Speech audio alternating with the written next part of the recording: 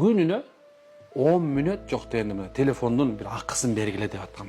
Ошо 10 minut болсо да күнүнө уккула.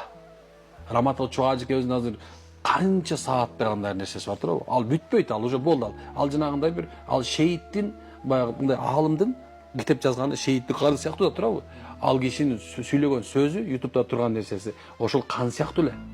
Ошол жазылган китеп сыяктуу. Аз биз деле эметип атабыз. Бул эле жазылган кан. Иншалла бул эмге кыямат күнү Алланын алдына барган дей Алла мен колунан келиши жетишкин деген айткан бул далил деп эсептейм дедичи. Анын 10 минут болсо дагы мына машина кетип баратасыңар. Эмне кереги бар жанагы анан айын анан жазда келем келбей койду. Ушундан кийин субханалла анан кийин экөөбүз кошулсак жакшы болмок анан ажырашып кеттик, не толуп кетти деген ырларды көргөн эмне пайда? Керилдимечи. Таажадым мен деп кыйкырат ошончу. Анан мынтип карап кетип барсам субханалла. Чын ушундай бир мындай бир карасаң ушундай көп адамдар пайдасы жок нерсе менен өттү. Анан биз эртең мына чоң келе атасыз, Бишкектен койдуңуз. 1 саат мисалы биз эми өзүбүздүн жолубуз деп Батырга айдайт окшойбуз да. Мисалы мен келетим өзүмдүн бир адатымды айтайын, мына үйдөн чыктым, бир аз Куран коям. Бакара сүрөсүн биринен чейин өзүм жаттаган бир 20 парадай жаттап алгам. Өзүм ошол нерсе мындай уулуп кете берем да бир пара, 2-3 пара жеткенде токтотом да анан кийин устаздарды коям.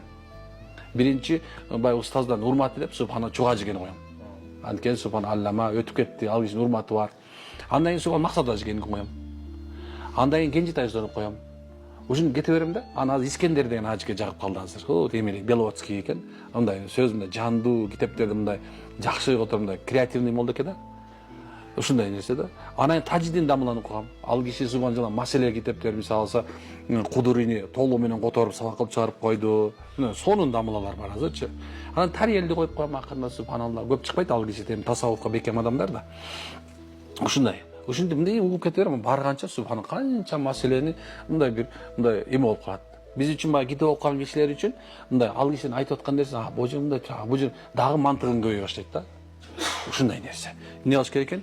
Даанышмандар ушундай жер асмандан жамгыр жаап, жерди көгөрткөн сыяктуу биздин өлүп калган дилдерибизди тазартат иншалла.